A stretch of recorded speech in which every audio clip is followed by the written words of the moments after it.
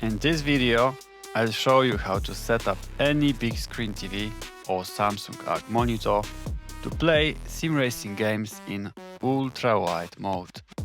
I'll also show you how to add this cool leaderboard, PC statistics and some in-game information. Let's get started.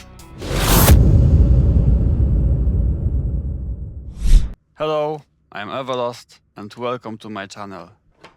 Before we get started, there are a few things you should know.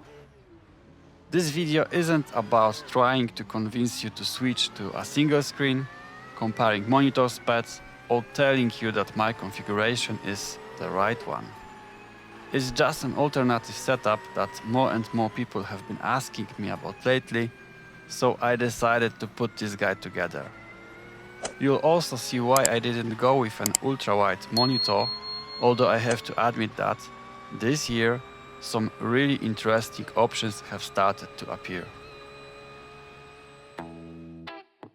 Alright, let's start by focusing on what we can actually see when different screens are placed at the same distance from our eyes.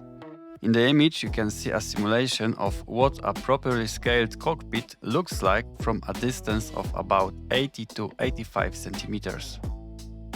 From this distance, our vision does not cover the areas marked in red.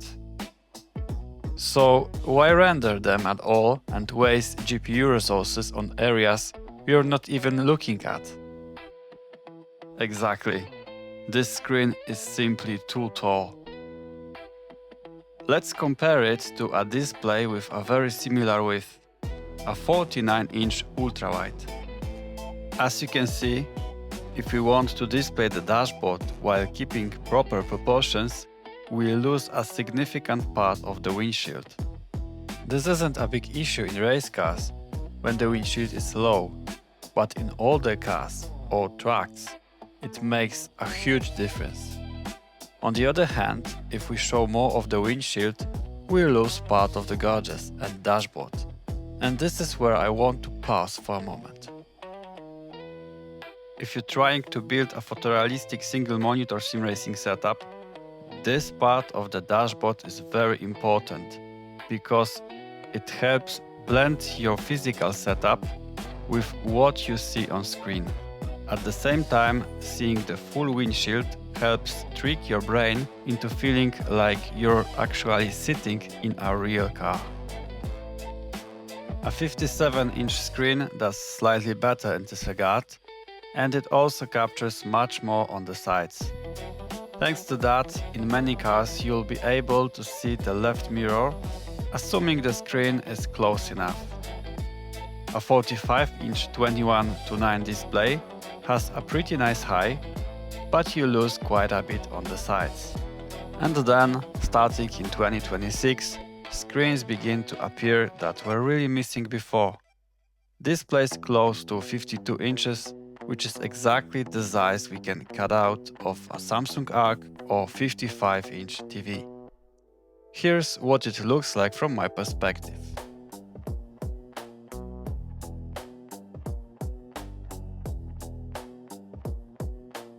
Of course, new and therefore very expensive monitors will offer higher resolution that consume a massive amount of GPU power, but at least we now finally have these options. So now let's focus on how to cut out that slice of the cake that some of you, just like me, might already have. Start by moving the Windows taskbar to the top. Make sure it's unlocked, move it and then lock it again. Next, open Steam and download the application Borderless Gaming. It's not free, but I believe it won't ruin you. This is an expensive hobby anyway, you can afford it. After installing the app, I recommend opening Task Scheduler right away. Click Create New Task, name it Borderless Gaming, then go to the Triggers tab, click New, choose Add Log On, and confirm. Next, go to the Actions tab, click New, select Start a Program and click Browse, and point it to Borderless Gaming located in Steam Apps Common Borderless Gaming. Confirm everything and close Task Scheduler. Borderless Gaming does have an option to start with Windows, but it doesn't always work, so Task Scheduler should eliminate that problem. Now let's move on to Borderless Gaming itself. Launch the app and create profiles for your games. To create a profile, we need to run the game first. Let's do this using Assetto Corsa Rally. Go to the game settings and select Borderless mode. You can leave the resolution set to automatic if the game allows it. Go back to Borderless Gaming, click 3 dots next to the game and choose Create Profile. You can select using window title. Then click the gear icon and set Enable Borderless mode. Change window size mode to custom size. And this is where the magic happens. For 4K screens, I suggest using the same values shown in the video.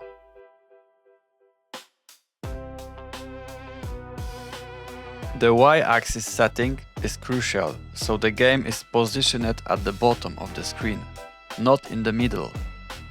We don't want black bars at the top and bottom. The rest of the settings are up to you. Finally, just activate the profile. Because Assetto Corsa uses automatic resolution scaling, the game immediately has the correct proportions. But it's not always that simple. In some games, you can manually enter a resolution that matches the Borderless Gaming resolution. In others, like Automobilista or Project Cars, you need to find a text file with resolution settings. For Automobilista, you will find it in Documents, Automobilista, Graphics Config. Look for the line responsible for resolution.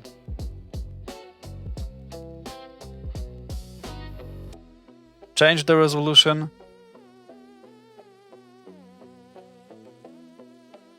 Save the file and test it. As you can see, the game now has correct proportions and works exactly as we want it. Remember, in game itself, you must always first set Borderless or windowed mode if Borderless isn't available. Now let's talk about how to add the overlay bar I showed at the beginning. You'll need 3 applications running in the background: SimHub Dash, MSC Afterburner and Riva Tuner. The last 2 are required if you want PC performance statistics. You can create this bar yourself in SimHub. There are plenty of tutorials on YouTube, or you can download the one I made, which is available to my Patreon supporters. After installing my profile, go to Dash Studio, click Play, then choose Add New Saved Location. In the Startup Location section, select Fixed Coordinates. Position the bar at the top .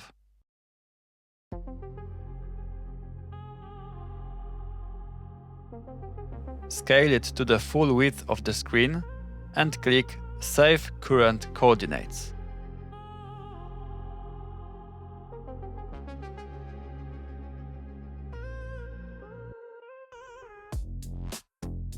You can also rename the device however you like.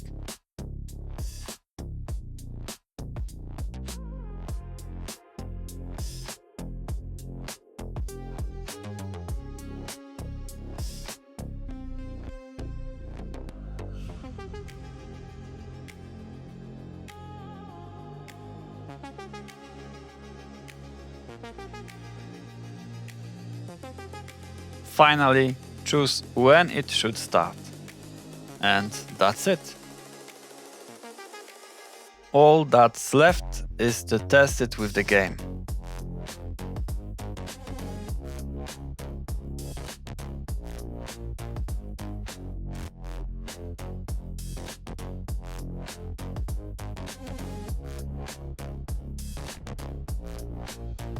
As you can see, it works perfectly for me. I hope it works for you too, if the solution catch your interest and you have a similar setup or have been thinking about something like this. If you enjoyed the video, don't forget to like and subscribe. Thanks for watching!